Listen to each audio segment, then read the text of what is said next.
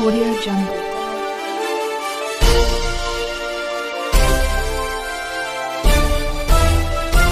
Audio Jungle. पहिल्यांदा या पत्रकार परिषदेचा मान राखून आपण सगळे या ठिकाणी आलात त्याबद्दल सगळ्या पत्रकारांचे मी पहिल्यांदा अभिनंदन करतो।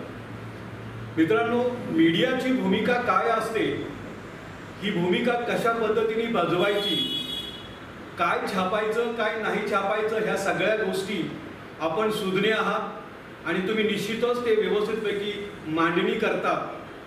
इथे आलेले सगळे पत्रकार बहुजन मीडियामधले पत्रकार आहेत, फुले शाहू आंबेडकर विचारधारेच्या विचारसरणीला आत्मसात करणारे पत्रकार आहेत।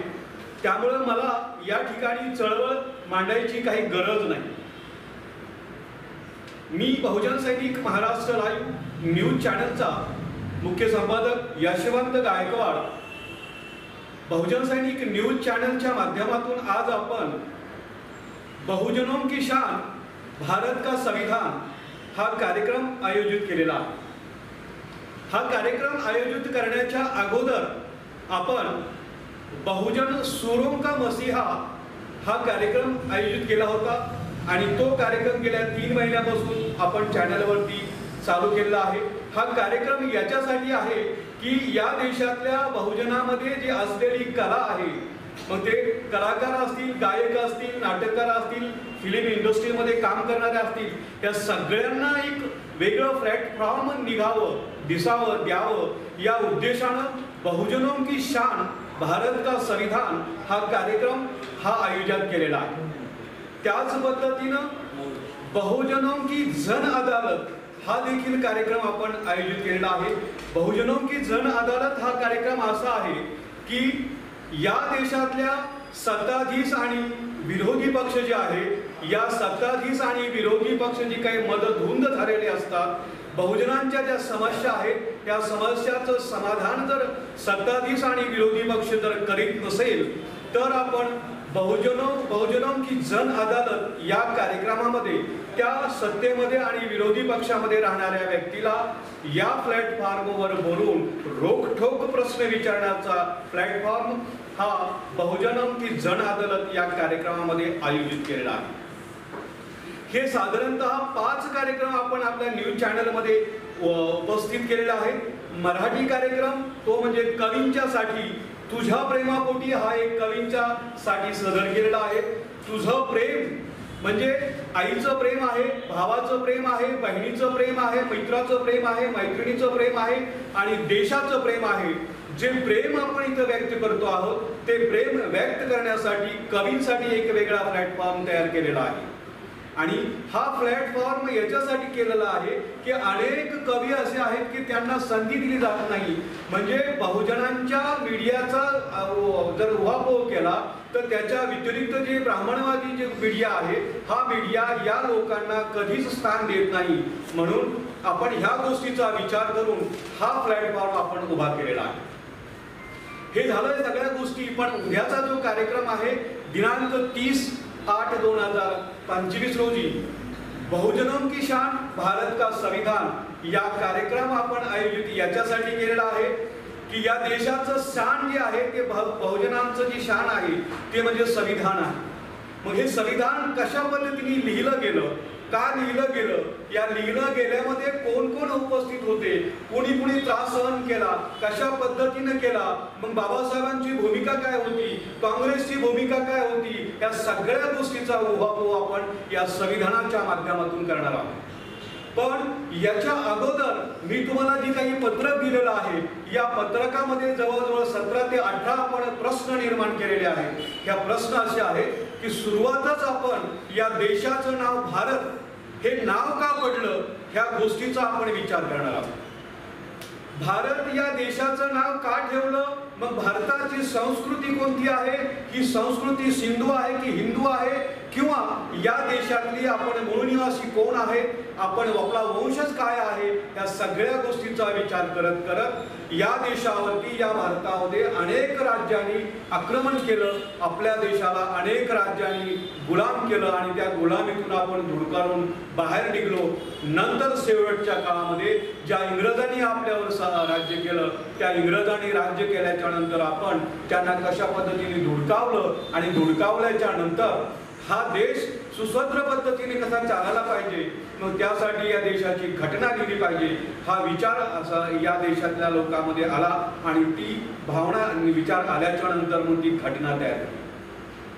आज आपण बघतो आहे की प्रत्येक राजकारणी मंडळी संविधानाची जी प्रत आहे ती छापतोय आणि प्रत्येकाच्या घराघरामध्ये देतोय. ठीक आहे, चांगली गोष्ट आहे, पण मला एक गोष्ट सांगायची आहे की आपल्या आज तरी महाराष्ट्र नव्हे तर भारताचा जर विचार केला तर निश्चितच जवळजवळ बऱ्याच प्रमाणामध्ये अशिक्षित माणसं आहेत. आता महानगरपालिकेने आपल्या कालच्या भूमिका अशी घेतली की संविधानाची सनद त्याची झेरॉक्स काढून जे काही कचरा वेचणारे जे माणसं आहेत, कलेक्ट करणारे जे कचरा गाडी आहे, त्या गाडीमध्ये जे कचरा टाकतायत त्या लोकांना अशा सनद देत आहेत.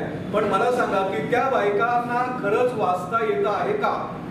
वाचताच त्यांना येत नसेल तर त्या सनदीचा काय उपयोग होणार आहे?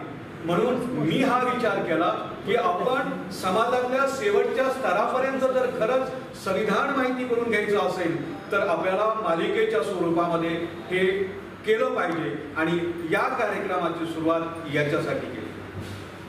आज माझ्या समवेत माझ्या उजव्या साईडला डॉक्टर प्राध्यापक दिवा बागुल सर आहेत आणि माझ्या डाव्या साईडला रमेश चिमुरकर आहेत. रमेश चिमुरकर हे राजकीय प्लॅटफॉर्मवर जरी असले तरी त्यांची पूर्ण हयात सामाजिक कार्यामध्ये त्यांनी तरुणापासून आजपर्यंत जास्तीत जास्त वेळ सामाजिक कार्यामध्ये दिलेला आहे आणि दिवा बागुल सरांचं तुम्हाला मला सांगायची गरज नाही, तुम्ही सगळे जाणता आहात. म्हणून मी हा विचार केला की जर संविधान शेवटच्या स्तरापर्यंत जर माहिती करून घ्यायची असेल तर दिवा बागुल सारखे माणसं आपण या ठिकाणी आणलं पाहिजे आणि त्यांच्या माध्यमातून हा समाजातल्या शेवटच्या स्तरापर्यंत जो समाज आहे तिथपर्यंत पोहोचवलं पाहिजे आणि ही कमान दिवा बागुल सरांनी स्वीकारली. त्याबद्दल त्यांचंही मी पहिल्यांदा मनस्पूर्वक अभिनंदन करतो. अभिनंदन करण्याची गरज नाही, कारण ही एक वैचारिक लढाई आहे. ही वैचारिक लढाई ही प्रत्येकाला लढायची. जसं तुम्ही लढताय तसं मीही लढतो आहे. तुमच्यातलाच मी एक घटक आहे आणि हा घटक कशा पद्धतीने आपण काम करतोय त्या पद्धतीने काम करण्याचा आपण प्रयत्न करतो. या कार्यक्रमामध्ये तुम्हाला मी पत्रकं दिलेले आहेत. या कार्यक्रमामध्ये सगळ्यात महत्त्वाची भूमिका या कार्यक्रमाचं अध्यक्षपद योगेश बहल यांच्याकडे आपण प्रदान केलेलं आहे. योगेश बहल यांच्याकडेच का केलेलं आहे याचं कारण आहे की आपण काही राजकारणी मंडळी नाहीये आणि मला राजकारणी मंडळी कोणाला तरी यायचंय, स्टेजवर बसवायचंय आणि त्यांच्याकडून मला काहीतरी प्राप्ती करून घ्यायची, याच्यातला अजिबातच हा मुद्दा नाहीये.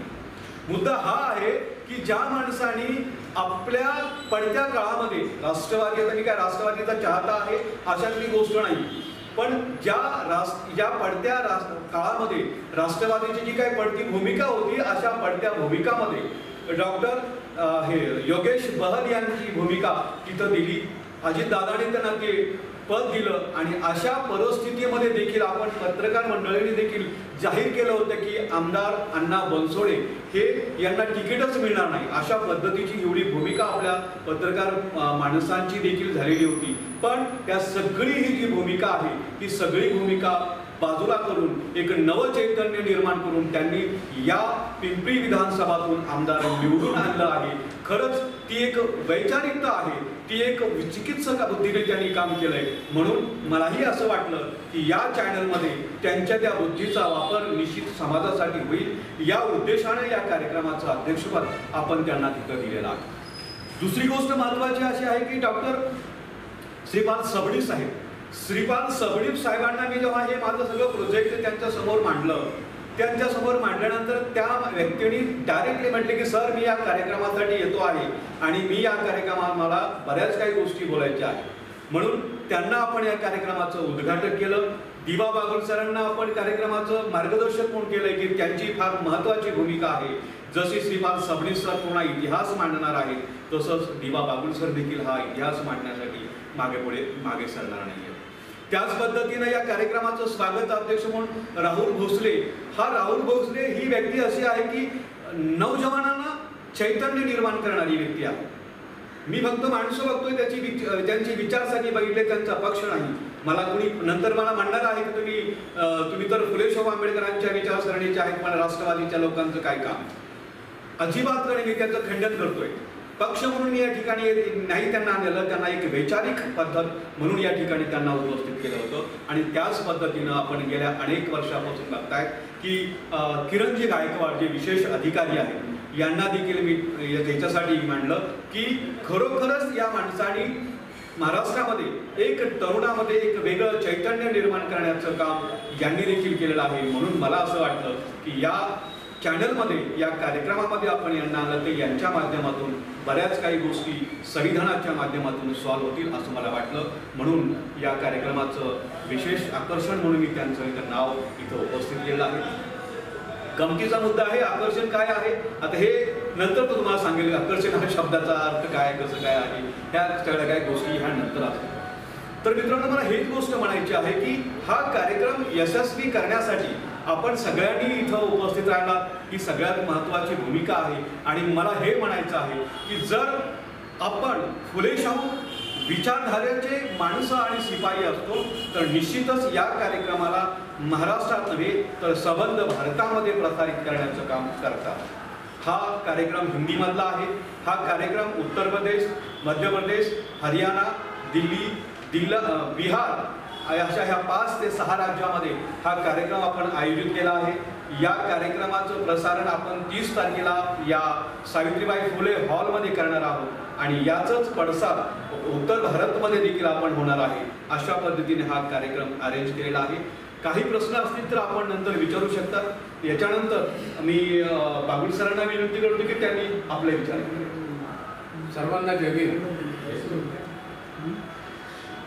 बहुजन सैनिक महाराष्ट्र लाईव्ह यांनी उद्याच्या 30 तारखेला बहुजनों की शान भारत का संविधान अशा पद्धतीनं कार्यक्रम आयोजित केलेला आहे. आणि या कार्यक्रमाचा मुख्य मार्गदर्शक म्हणून त्यांनी माझी निवड केली. मी त्यांच्या विश्वासाला पात्र झालो आहे असं मला वाटतं, म्हणून त्यांना मनापासून धन्यवाद देतो. या कार्यक्रमामध्ये विशेषतः आता गायकवाड साहेबांनी जे सांगितलं त्यांच्याशी मी सहमत आहे. आपण बऱ्याच वेळेला कार्यक्रम करत असताना या पक्षाच्या लोकांना का बोलवलं, त्या पक्षाच्या लोकांना का नाही बोलवलं वगैरे अशा निरर्थक चर्चा आपण करत राहतो. आणि जो मुख्य उद्देश आहे कार्यक्रमाचा तो मुख्य उद्देश बाजूला राहतो. आणि म्हणून मीही ही जी याच्यातली जी नावं आहेत या नावाकडे न पाहता माझी भूमिका काय आहे, मला तिथे काय मांडायचे, भारताचं संविधान कशा पद्धतीने निर्माण झालेलं आहे, मुळात भारतीय संस्कृती म्हणजे काय, भारतावर आतापर्यंत कोणी राज्य केलं, म्हणजे अगदी 2000 वर्षापूर्वीचा इतिहास जरी काढला तरी जवळजवळ यवनांनी 700 वर्ष राज्य केलेलं आहे. डच आले, पोर्तुगाल आले, इंग्रज आले, हून आले, या सगळ्यांनी राज्य केलेलं आहे. आणि तरी भारत स्वतंत्र का झाला? मग स्वतंत्र भारताला निर्मितीसाठी इंग्रजांनी काय अटी ठेवल्या होत्या, त्या अटी पूर्ण करण्यासाठी त्यावेळेचा काँग्रेस पक्ष कशा पद्धतीने सामोरा गेला आणि त्यावेळेला देशाच्या मदतीसाठी धावून आलेला या देशातला तगडा महाज्ञानी माणूस डॉक्टर बाबासाहेब आंबेडकर यांची या देशाच्या स्वातंत्र्य युद्धामध्ये असणारी भूमिका, त्यानंतर बाबासाहेब आंबेडकरांनी संविधानासाठी निश्चितपणे मांडलेली आपली भूमिका, इतकंच नव्हे संविधान लिहिल्यानंतर सुद्धा 1 पासून 395 कलमापर्यंत बाबासाहेबांनी प्रत्येक कलमाचं दिलेलं उत्तर, त्या कलमावर विचारलेले प्रश्न आणि त्यांनी दिलेलं उत्तर, त्या सगळ्या गोष्टीचा उहापोह हा सामान्य जनतेला माहीत व्हावा ही माझी भूमिका असेल. आणि मुख्य म्हणजे बोलू नये पण बोलतो, तरी आतापर्यंत आपण जर ग्रामपंचायतीपासून, जिल्हा परिषदपासून, पंचायत समितीपासून, महानगरपालिकेपासून सगळ्याच ठिकाणी जर संविधानाचं खऱ्या अर्थानं अवलोकन करण्यासाठी त्यांच्या माध्यमातून जर संविधान जनतेपर्यंत पोहोचवलं असतं, गावगाड्यापासून ते महानगरपालिकेपर्यंत, तर कदाचित संविधानावर आता आपल्याला इतकं व्यवस्थित बोलण्याची आवश्यकता भासली नसती. परंतु ते झालं नाही. ते का झालं नाही, कसं झालं नाही हा प्रश्न इथं आता विचारायचा नाही. ते झालं नाही म्हणून महाराष्ट्र चॅनलने, बहुजन महाराष्ट्र चॅनलने हा जो प्रयत्न चालवलेला आहे, या प्रयत्नाला आमच्यासारख्यांनी मदत जर केली नाही तर मग आमची भूमिका नेमकी काय, असाही समान प्रश्न विचारेल. आणि म्हणूनच केवळ संविधानाच्या निर्मितीचा भाग म्हणून, संविधानाच्या बाबतीत बोलायचं म्हणून या कार्यक्रमाचा मुख्य मार्गदर्शक म्हणून मी आहे. आणि माझ्याबरोबर माझ्यापेक्षा सिनियर, माझ्यापेक्षा वडीलधारी असणारे डॉक्टर श्रीपाल सबनीस आहेत. त्यांच्यासमोर मी बोलणं कदाचित ते मला शोभणार नाही, परंतु सत्य मांडणं हा आपला धर्म आहे. आणि त्याच धर्माचं अनुसरण करण्यासाठी त्या दिवशी आपण सर्वांनी त्या कार्यक्रमाला दिनांक 30 ऑगस्ट 2025 रोजी दुपारी 2 वाजता सावित्रीबाई फुले सभागृह या ठिकाणी आपणही सर्वांना, मी कार्यक्रमाच्या संचालकांनी जी विनंती केली तीच विनंती मी आपणास करतो. आपल्या उपस्थितीने केवळ त्या कार्यक्रमाला रंगत येणार आहे. आपल्या उपस्थितीने भले बाकीचे लोक जरी नाही आले तरी पण आपली उपस्थिती इतकी महत्वाची की तुम्ही तो चॅनल जे आले नाही त्यांच्यापर्यंत पोहोचवणार आहात, ती बातमी त्यांच्यापर्यंत पोहोचवणार आहात, म्हणून तुम्ही महत्वाचे आहात. म्हणून तुम्हा सर्वांचं आजही स्वागत आहे आणि 30 तारखेला अंतःकरणापासून स्वागत आहे. नमो बुद्धाय, जय भीम. प्रवेश शिवूरकर सर. या ठिकाणी सर्वांचं सुरुवातीलाच मी स्वागत करतो, अभिनंदन करतो. कारण संत तुकाराम नगर म्हटलं की माझ्यासारखा शाहू फुले आंबेडकरी चळवळीचा गेल्या 30-35 वर्षापासून तर इथं बुद्धविहारापासून, उभारणीपासून तर डॉक्टर बाबासाहेब आंबेडकर चौक, डॉक्टर बाबासाहेब आंबेडकर क्रीडा संकुलन आणि डॉक्टर बाबासाहेब आंबेडकर विचार मंच ह्या ज्या काही संस्था किंवा जे काही कामं आहेत त्याचा मी फाउंडर मेंबर आहे. आणि या ठिकाणी निळा झेंडा माझ्या हातामध्ये माझ्या वडिलांनी दिला आहे लहानपणी, तो निळा झेंडा मी सतत तेवढ ठेवतो, या ठिकाणी पटपट ठेवतो. तर मला या चॅनलला बहुजन सैनिक हा शब्द एक बाबासाहेबांच्या चळवळीमधला सैनिक म्हणून मी काम करत आहोत. पक्ष डॉक्टर बाबासाहेबांच्या संकल्पनेमधला रिपब्लिकन पक्ष, या रिपब्लिकन पक्षाचा मी कार्यकर्ता आहे. तर आजच्या या कार्यक्रमामध्ये मला गायकवाड साहेबांनी सांगितलं की बाबा तुमचं आम्हाला इथं थोडंसं सहकार्य पाहिजे. आणि मी म्हटलं आजकाल बाबासाहेब पण म्हणत होते की आपलं वृत्तपत्र पाहिजे, आपलं चॅनल म्हणजे एक माध्यम पाहिजे. तर आजकाल जे माध्यम आहे हे आपल्या चॅनलच्या माध्यमातून आपण देशात, जगामध्ये आपण त्यांच्याशी सुसंवाद साधू शकतो. आणि त्या निमित्ताने गायकवाड सरांचा जो प्रयत्न आहे याचा यांनी जे तुझ्या प्रेमासाठी जो प्रोग्राम केला, बरेचसे यांचे प्रोजेक्ट आहेत, त्या प्रोजेक्टमध्ये एक नवीन शिकायला भेटते आणि नवीन त्याच्यामध्ये विषय असतात. तर त्या अनुषंगाने मी त्यांना सहकार्य, एक कार्यकर्ता म्हणून मी आता सर्व विचारवंत म्हणजे वैचारिकतेची त्यांची बांधणी आहे, वैचारिकता त्यांचा पिंड आहे. मी कार्यकर्ता म्हणून माझा पिंड आहे. विद्यार्थी दशेपासून, पॅन्थरपासून मी कार्यरत असणारा कार्यकर्ता आहे. मी या ठिकाणी आपलं सर्वांचं स्वागत करण्यासाठी, कारण संत तुकाराम नगरमध्ये पत्रकार येतात म्हणून माझे पण पत्रकारांशी आपले संबंध आहेतच, तर असणं मला आवश्यक वाटलं. आणि सरांचं आणि आपल्याला विचार ऐकायचे आहेत 30 तारखेला. तर याच्यामध्ये पक्ष आपण बाजूला ठेवून त्यांची बांधणी काय, त्या कार्यकर्त्यांची जे इथं या ठिकाणी निमंत्रित केलेले आहेत त्या लोकांची विचारसरणी काय आहे हे समजून घेणं महत्त्वाचं आहे. आणि त्या अनुषंगाने मी आज या ठिकाणी गायकवाड साहेबांच्या सरांच्या विनंतीला मान देऊन आपल्या या ठिकाणी उपस्थित आहे. आणि मी सर्व चॅनलच्या सर्व माध्यमांना मी सर्वांना शुभेच्छा देतो आणि आपलं या ठिकाणी स्वागत करतो. आणि सरांचा जो काही प्रोजेक्ट आहेत त्यांचे, त्या प्रोजेक्टला माझं जे काही योगदान लागेल ते योगदान किंवा सहकार्य करण्याची माझी तयारी राहील. सरांचा मी या ठिकाणी अभिनंदन करतो की खरे शाहू फुले आंबेडकरी चळवळ या माध्यमातून ते पुढे नेत आहेत. आणि आजकाल काय की कार्यक्रम म्हटल्यानंतर त्याला सहकार्य पाहिजेच. आणि आजकाल वेळ कोणी देत नाही आणि वेळ देणं फार महत्त्वाचं आहे. आज तरुण पिढी मोबाईलच्या याच्यामध्ये असल्यामुळे ते तरुण पिढी आपल्याला बघायला मिळत नाही. तरी आपण जो प्रयत्न आहे प्रयत्न करणं गरजेचं आहे. तर सर्वांचं परत एकदा मी आभार मानतो, धन्यवाद देतो. जय भीम, नमो बुद्धाय, जय भारत, जय संविधान.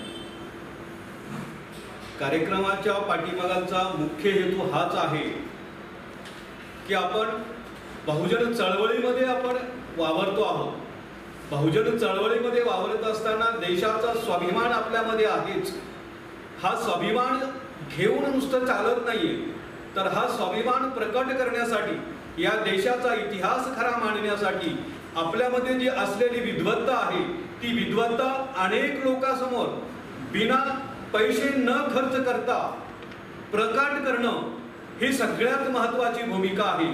या कार्यक्रमाचा उद्देश आमचा हाच आहे की संविधान जे आहे हे संविधान पहिल्या कलमापासून शेवटच्या कलमापर्यंत जे जे समाजातल्या शेवटच्या स्तरापर्यंत जे माणसं आहेत, अनपढ माणसं आहेत, या अनपढ अशिक्षित लोकांपर्यंत ह्या घटनेची माहिती पोहोचावी हा सगळ्यात महत्त्वाचा भूमिका आमची आहे. ही भूमिका घेत असताना आम्हाला असं वाटतं की ही जी चळवळ आहे ही चळवळ अर्थातच जी संविधान आहे त्या संविधानाची परिपूर्ण माहिती बरेच काही लोक सांगतायत, पण माझ्या पद्धतीनं मला असं वाटतं की आपण या पद्धतीनं मांडली तर ही पद्धत अगदी समाजातल्या शेवटच्या लोकांपर्यंत सुटसुटीत पद्धतीने मांडली जाईल. पण नुसती मांडायची नाही, आम्हाला खरा इतिहास मांडायचा. या देशाचा जो खरा इतिहास आहे, या देशातल्या मनुवादी लोकांनी या देशामध्ये खोटारडा इतिहास मांडला आहे आणि हा खोटारडा इतिहास आम्हाला बाजूला काढायचा आहे. आणि घटनेची म्हणजे संविधानाची जी काही खरी परिस्थिती आहे ती परिस्थिती मांडण्याचा कार्यक्रम म्हणजेच बहुजनों की शान भारत का संविधान आहे. राजकीय लोकांना याच्यामध्ये जो लिहिलेला आहे त्यांना सहभाग करून घेतले, त्याच्यामुळे या उद्देशाला पूर्ण होणार नाही असं नाही वाटत का आपल्याला? खिंड पडायला वगैरे असं? हो, तुमची भूमिका अगोदरच मी तसं सांगितली की राजकारणावाल्या लोकांपासून आम्ही अलिप्त आहे. कारण मी स्वतःला मीडियाचा माणूस समजतो. मीडियाचा माणूस जर मी स्वतःला समजत असेल तर कोणत्याच राजकीय मंडळीला मी जवळ करत नाही. मुद्दा हा आहे की या लोकांना या ठिकाणी याच्यासाठी आणलं की या फुले शाहू आंबेडकरांच्या विचारसरणी त्यांच्या डोक्यामध्ये आहे असं मला वाटतं. आणि ही विचारसरणी या चळवळीच्या माध्यमातून, या घटनेच्या माध्यमातून, त्यांच्या माध्यमातून त्यांचे जे काही कार्यक्षेत्र आहे या कार्यक्षेत्रापर्यंत यांच्याच माध्यमातून ही चळवळ आपण तिथपर्यंत नेऊ शकतो. म्हणून या लोकांना आम्ही या ठिकाणी आणलं आहे. आम्ही पहिल्यांदा जाहीर करतोय की कोणाच्याही राजकीय लोकांशी आम्ही बळी जाणारे नाही. कारण आम्ही फुले शाहू आणि मानवतावादी विचारसरणीचे माणसं आहोत. आणि फुले शाहू आंबेडकर विचारसरणी आणि मानवतावादी विचारसरणी ही राजकारणाकडे बघत नाही. राजकारण काय गलिच्छ करायचं तर त्यांनी करावं, पण त्यांना सबक देण्याचं काम आम्ही निश्चित करणार या माध्यमातून. गायकवाड साहेब, सर्व मान्य राजकीय पुढाऱ्यांना आपण या कार्यक्रमामध्ये इन्व्हॉल्व केलेला आहे, परंतु ते राजकीय पुढारी अशा पक्षाचे आहेत की ज्या सत्ताधारी पक्षाचे आहेत आणि सत्ताधारी पक्ष या ठिकाणी भारतीय संविधानाचं पायमल्ली करण्याचा प्रयत्न करत असणाऱ्या पक्षाच्या कार्यकर्त्यांना तुम्ही या कार्यक्रमाचा अध्यक्ष करता. हा कार्यक्रम खरंच यशस्वी ठरेल का? म्हणूनच त्यांना अध्यक्ष दिलंय. याच्यासाठी दिलंय, आज दिवा बाबूल याच्यासाठीच बोलवलंय यांना की या लोकांना आपण इथं बोलून त्यांची कान उघडणी करणं हे आमचं काम आहे. जर एखादा राजकीय माणूस जर वेगळ्या पद्धतीनं दिशाभूल करत असेल तर आमचं म्हणजे मीडियाचं काम आहे की आपल्याच स्टेजवरती बोलून त्याची कान उघडणी करणं हे आमचं काम. बोलून तुम्ही जे मान्यवर असे का आहेत, जे तज्ञ माणसं आहेत इथं आलेले आहेत, बागुल सर आहेत, मार्गदर्शक जरी असले पण यांना खऱ्या अर्थानं म्हणजे असे काही व्यक्ती आहेत की त्यांना आपण अध्यक्षपद त्यांना बसवलं पाहिजे होतं, म्हणजे त्यांना दिलं पाहिजे होतं. परंतु इथं राजकीय माणसाला तुम्ही केलेलं की त्याचं महत्त्व, जे संविधानाचं महत्त्व आहे ते तर महत्त्व त्यांच्यामध्ये नाही. जसं आता दिलीपने विचारलेलं आहे की बाबा संविधानाची पायमल्ली करणारे हे सत्ताधारी हेच लोक आहेत आणि याला तुम्ही अध्यक्षपदावर बसवलेलं आहे. तर ते कसं म्हणजे ते पण सांगतो तुम्हाला. याचं कारण तुम्हाला सांगतो की या देशातल्या संविधानाला निस्तानाबूत करण्याचं काम काँग्रेसने केलेलं आहे हे जगजाहीर आहे. पण जे व्यक्ती या संविधानाला निस्तानाबूत करण्याचं काम करत आहेत हे आपण सगळे बघताय. पण त्यांना डॅशिंगमध्ये त्यांना तोडण्याचं काम कोणीच करायला तयार नाही. एक प्यादा म्हणून मी काम करण्याचा हा प्रयत्न केला. ज्या काँग्रेसनी बाबासाहेबांना मरेपर्यंत विरोध केला त्याच लोकांना मी या ठिकाणी इथं बोलून त्यांची सबक जे विचारधारेच्या चळवळीला निगडीत असलेले लोक आहेत यांच्या तुमच्या प्रश्नाचं उत्तर देतो. ह्या लोकांची जी काही सबक आपल्याला शिकवायची तर या पद्धतीने मला असं वाटलं की या ठिकाणी बोलून त्यांची कान उघडणी केली पाहिजे. योगेश बहल हा बहुजनामधले व्यक्ती आहे, फुले शाहू आंबेडकरांच्या चळवळीमधले व्यक्ती आहेत. दुसरा भाग असा आहे की ते राजकारणी आहे आणि काँग्रेसचे व्यक्ती आहे. मला मान्य आहे ते काँग्रेसचे आहेत, पण जर आपण याच पद्धतीनं आपण म्हणत राहिलो की त्यांनी असं केलं आहे त्यांनी तसं केलं आहे, पण यांना सबक कोण शिकवणार. म्हणून आम्ही बहुजनों की जन अदालत हा कार्यक्रम आयोजित केला आहे आणि या कार्यक्रमाच्या मध्ये अशा राजकारणी लोकांना, सत्तेमध्ये असलेल्या लोकांना, आमदार असेल, खासदार असेल, मंत्री असेल, उद्योगपती असेल, शिक्षण सम्राट असेल, कोणीही असेल, या लोकांना या प्लॅटफॉर्ममध्ये बोलून त्यांची कान उघडणी म्हणजे त्यांचं जे पितळ आहे हे उघडं करण्याचं काम, स्पष्ट करण्याचं काम हा चॅनलच्या माध्यमातून आपण करतोय. म्हणून या माध्यमातून योगेश बल काय आहेत, कसे आहेत, काय आहेत, त्यांनी काय केलं, या सगळ्या गोष्टी बहुजनों की जन अदालत या कार्यक्रमामध्ये त्यांना आम्ही घेतलेलं आहे. तिथं आपण बोलवणार आहे आणि त्याचाच एक पहिला भाग म्हणून आजच्या या कार्यक्रमामध्ये मुद्दामच त्यांना अध्यक्षपद दिलेलं आहे. बाबूसाहेबांना प्रश्न आहे की गेल्या 10 ते 11 वर्षांना जेव्हापासून ही सत्ता आली तर सणवारात त्यांची जी नीतिमूल्य किंवा जर त्यांचं विचारधारा जर पाहिली तर निश्चित मनुस्मृतीकडे ते वाटचाल करत आहेत आणि खरोखर त्यांनी घटना बाजूला ठेवल्यासारखं असं आपल्याला नाही वाटत. तुमचा प्रश्न बरोबर आहे खरं तर. आणि त्यालाच अनुसरून मी हा जो प्रश्न विचारला ना तो त्यांचे उत्तर द्या. खरं तर स्वातंत्र्य, समता, न्याय आणि बंधुता ही जी बाबासाहेबांची मूळ भूमिका होती, या भूमिकेला त्यावेळेच्या ब्राह्मणवादी काँग्रेसने विरोध केला. त्यावेळेच्या, आता ती काँग्रेस नाही, ब्राह्मणवादी काँग्रेस त्यावेळेस त्यांनी विरोध केला आणि बाबासाहेबांना मुख्य प्रवाहातून दूर करण्याचा खूप प्रयत्न केला. तरी शेवटी लॉर्ड माउंटबॅटनच्या माध्यमातून बाबासाहेबांना संविधानाच्या सभेवर त्यांना आणणं भाग पडलं आणि शेवटी बाबासाहेबांनी संविधान लिहिलं. काँग्रेसने काही काळ ते मान्यही केलं, काही काळ. परंतु मुळातच काँग्रेस बरोबर त्यावेळेला सगळे जातीवादी ब्राह्मण मंडळी होती की नंतर बीजेपी मध्ये गेली. ती त्यानंतर स्वतंत्र पक्ष झाला, कारण की या देशातले सगळे नेते, सगळ्या पक्षाचे नेते हे अगोदर मूळचे काँग्रेसचे आहेत.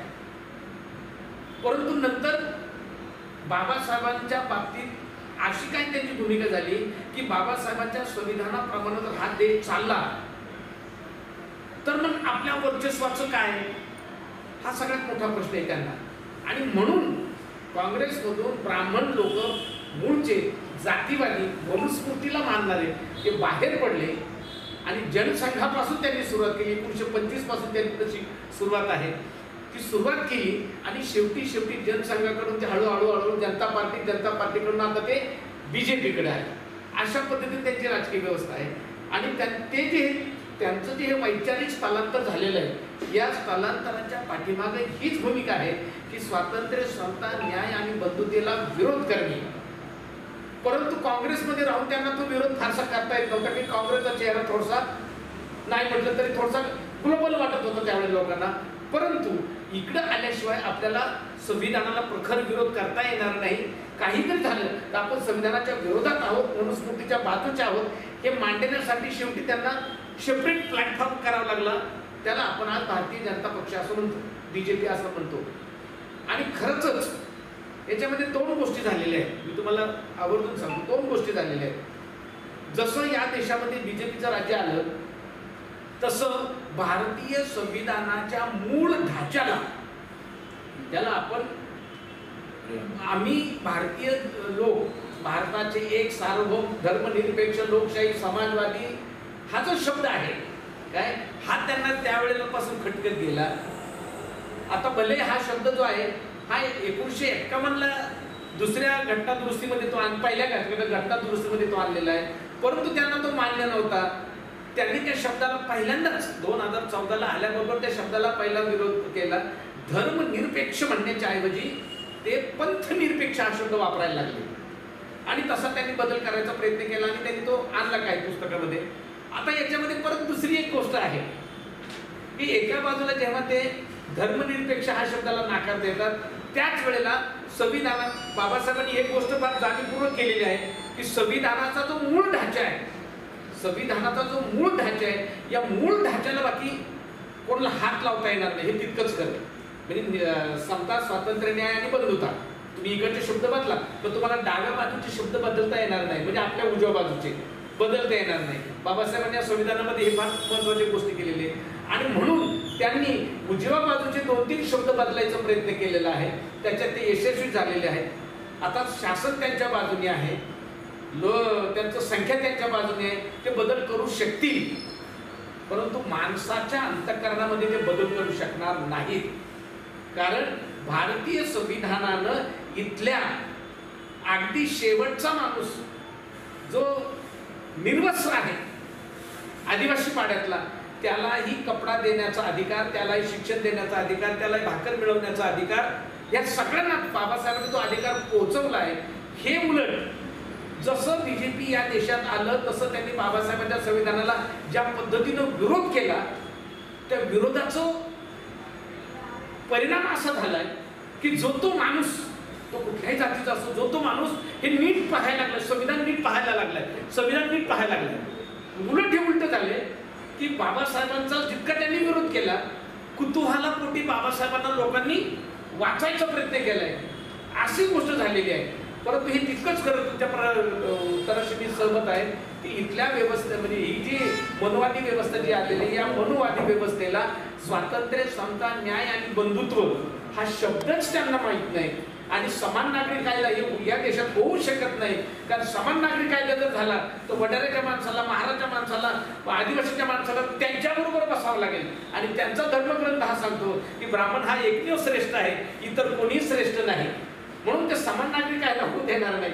हे तितकंच करत फक्त राखीव जागा पुरतं ते म्हणतात की समान नागरी कायदा पाहिजे, पण ते तसा प्रत्यक्षात होऊ शकत नाही, कारण त्यांचं वर्चस्व कमी होते. म्हणून इथे फक्त संविधान खिळखिळ करणं, संविधानाबद्दल संभ्रम निर्माण करणं, बाबासाहेबांच्या बद्दल संभ्रम निर्माण करणं, बाबासाहेबांच्या संविधानामुळे तोटा झालेला आहे असं निर्माण करणं. 2017ला या देशाचा मोठा माणूस त्यावेळेचा प्रवीण तोगडे तुम्हाला माहित असेल, त्यांनी पंढरपूरमध्ये भाषण केले. पंढरपूरमध्ये भाषण केले की या संविधानानं आमचं काय काय वाटोळं केले, बरं का. त्यांनी 4 मुद्दे मांडले होते. आता ते मुद्दे मी सांगणार नाही. 4 मुद्दे मांडले होते की यामुळे आमचं संविधान, यामुळे आमच्या देशाचं वाटोळं झालं, यामुळे देशाचं वाटोळं झालं, यामुळे देशाचं वाटोळं झालं असं त्यांनी सांगितल्यामुळं उलट एक झालं की ते दुसऱ्या दिवशी पेपरला आलं आणि 9 फेब्रुवारी 2017च्या पेपरला मी त्याच्यावर लेख टाकला. त्याच्या 4ही प्रश्नांची उत्तरं दिली, अगदी संविधानाच्या कलमासह उत्तर दिली. आणि मग प्रश्न विचारला की हे जर तुम्ही राबवलं असतं तर तुम्हाला हे बोलायची पाळी आली नसती, तुम्ही राबवा. त्या दिवशी माझ्यावर अटॅक झाला. म्हणून इथे व्यवस्था अशी आहे की जो ते खरं बोलायला जाईल त्याला संपवलं जातं. आणि म्हणून तुमच्या मुद्द्याशी मी सहमत आहे. संविधानाची पायमल्ली होत आहे, स्वातंत्र्य, समता, न्याय आणि बंधुतेचा खून होत आहे. आपल्याला वैचारिकरित्या लोकांच्या अंतःकरणात बदल करावा लागेल. आपल्याला हातात तलवार घेऊन लढता कामा नये, आपल्याला रस्त्यावर उतरून दगडफेक करता कामा नये, सार्वजनिक मालमत्तेचं वाटोळ करता कामा नये. आपल्याला माणसांच्या बुद्धीमध्ये बदल करावा लागेल, त्यांच्या मेंदूमध्ये नवीन गोष्ट टाकावी लागेल. आतापर्यंत इथल्या व्यवस्थेने एखादी खोटी गोष्ट 1000 वेळा सांगितली आपल्याला, तेव्हा ती आपल्याला खरी वाटली. चला आता आपण एक खरी गोष्ट 2000 वेळा टाकू, म्हणजे लोकांना ती पटेल. आपली ती भूमिका आहे. संविधानाचं रक्षण करण्यासाठी काय उपाययोजना राबवायला पाहिजे, समाजानं असेल किंवा सरकारनं असेल? कशाच्या? संविधानाचं रक्षण करण्यासाठी. संविधानाचं रक्षण करता इथला प्रत्येक माणूस आहे, जो या देशाचा नागरिक आहे, जो या देशाचा आदिवासी आहे, जो या देशाचा माणूस आहे. कारण आपलं भारतीय संविधान हे कुठल्याही देवाला अर्पण केलेलं नाही. ते we the people of India having a solemn resolve. आम्ही भारताचे लोक, आणि शेवटी सुद्धा बाबासाहेबांनी म्हटले आम्ही स्वतः प्रति अर्पण करत आहोत, हे कुठल्या देवाला अर्पण केलं नाही. हे संविधान इथल्या सामान्य माणसाला अर्पण केलेले आहे. म्हणून सामान्य माणूस आपल्याला जागा करून देणं, त्याला म्हणजे बाबासाहेबांच्या शब्दात गुलामाला गुलामीची जाणीव करून दिल्याशिवाय तो बंड करणार नाही. आपल्याला त्या माणसाचे हक्क, त्याचे अधिकार हे आपल्याला सगळं सांगावं लागेल. त्यासाठी इथला माणूस आपल्याला जागा करावा लागेल. म्हणूनच हा कार्यक्रम आपण आयोजित केला. नाही, जागा करावा लागेल म्हणजे नेमकी काय उपाययोजना, काय वाटतं तुम्हाला, कसं जागा? हा, तर आपण जागा अशातून करू शकतो की आता एवढं मोठं संविधान आहे आपलं, 395 कलमाचं, आता 465 झाले. हे संविधान जे आहे, तर हे संविधान आपल्याला, ते मराठीत आहे, इंग्लिशमध्ये आहे, पण मराठीमध्ये जरी असेल तरी ते मराठी लवकर लोकांना कळत नाही. आपल्याला त्याच्यावरती छोटे छोटे बुकलेट्स काढून तरुणांमध्ये, सर्वसामान्य माणसामध्ये, महिलांमध्ये, विद्यार्थ्यांमध्ये, शेतकऱ्यांमध्ये, काबड कष्ट करणाऱ्यांमध्ये आपल्याला ते सोप्या भाषेत करून सांगता येईल का? जिथे वाचन नाही, ज्यांचं वाचन नाही, त्यांना साध्या साध्या गोष्टींतून, साध्या साध्या संवादातून हे समजून देता येईल का? हा एक प्रश्न. त्यासाठी कार्यशाळा हा आपल्याला घेणं गरजेचं आहे. विद्यार्थी जर असतील तर त्यांच्यासाठी टीचिंगचा प्रोग्राम करता येईल. जर मोठे कार्यकर्ते असतील तर त्याच्यासाठी आपल्याला चर्चासत्र करता येईल. या सगळ्याच गोष्टी करता येईल आपल्याला. आपण त्या माध्यमातून, आणि याच्यामध्ये, या सगळ्याच गोष्टीमध्ये सगळ्यात महत्त्वाची भूमिका जी आहे ती तुम्हाला आणि मला पार पाडावी लागेल. मी बोलणार आहे, तुम्ही ते बोलणं पाठवणारे आहात. म्हणून तुमची आणि माझी भूमिका ही अत्यंत महत्त्वाची असेल. तरी आपण जर बघितलं तर जे काही देशात चाललंय, म्हणजे अनेक कायदे जे आहेत, अनेक कायदे त्यांनी बदलण्यात आलेले आहेत. त्यामध्ये शेतकरी विरोधी कायदे असतात, त्याचबरोबर आता जो जनसुरक्षा कायदा असेल, त्यावेळी कोणीही रस्त्यावरती उतरलेलं पाहायला मिळत नाही. काय वाटतंय? तुमचा प्रश्न बरोबर आहे. तुम्हाला एक गोष्ट निश्चित सांगतो, मी खेडेगावाचा आहे आणि गुरु राखणारा माणूस आहे, त्याच्यामुळे सांगतो, आता नाही, परंतु शेळ्यांच्या कळपात लांडगा जर एकदा शिरला, शेळ्यांच्या कळपात जर लांडगा शिरला तर त्याच्यातली एकही शेळी ओरडत नाही. टोटल ब्लॅक होतात, टोटल गप्प बसतात आणि तो त्याचं काम करून जातो. हा जो हिप्नोटाईज आहे संकटाचा, आज माणसांवरती अशा पद्धतीचं संकट आलेलं आहे. भाकरीवरती संकट आलेलं आहे, तुमच्या नोकरीवरती संकट आलेलं आहे, तुमच्या शिक्षणावरती संकट आलेलं आहे, तुम्ही काय राहावं, कसं जगावं, काय खावं, याच्यावरती संकट आलेलं आहे. त्यामुळे इथला माणूस हा मुका झालेला आहे. तो व्यक्त व्हायला पाहतोय, पण व्यक्त कोणापुढे व्हायचं? व्यक्त कोणापुढे व्हायचं? ज्यांच्या पुढे व्हायचं ते सत्ताधाऱ्यांचे रखेल झालेले आहेत, हे तुम्हालाही माहिती आहे. ज्यांच्या पुढे व्यक्त व्हायचे ते सत्ताधाऱ्यांचे रखेल झालेले आहेत. व्यक्त कोणापुढे व्हायचं? मांजराच्या गळ्यात घंटा बांधायची कोणी, हा प्रश्न इथल्या माणसाला आहे. म्हणून इथला माणूस जेवढा अस्वस्थ आहे तेवढा हक्काबक्का पण झालेला आहे, तो अबोल झालेला आहे. पण त्याच्या अंतःकरणातला दाह प्रचंड पेटतोय. त्यामुळे आता सत्ताधाऱ्यांचं लांबून चालन करणारे जे माध्यम आहेत, या माध्यमांना आपल्याला पुन्हा एकदा सामोरं जावं लागणार आहे.